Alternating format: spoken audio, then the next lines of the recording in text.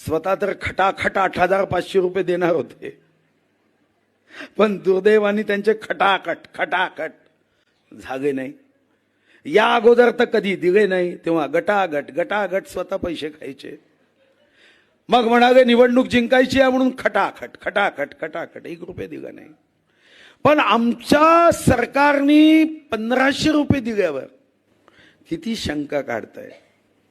अरे साधी अर्थनीती आहे की विषमता मुक्तीकडे जायचं असेल तर संविधानामध्ये डायरेक्टिव्ज मध्ये स्पष्ट लिहिलं आहे की राज्यातील एखाद्या परिवाराचं हलाखीचं जीवन असेल तर राज्याने आपल्या तिजोरीतून त्याला मदत केली पाहिजे।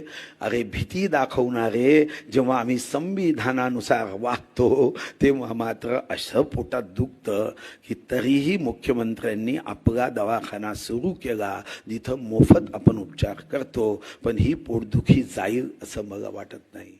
पण त्या सर्वांना मी एक सांगू इच्छितो, तुम्ही मनात कितीही मांडे करा, ही योजना आता कोणी माईकाला बंद करू शकत नाही।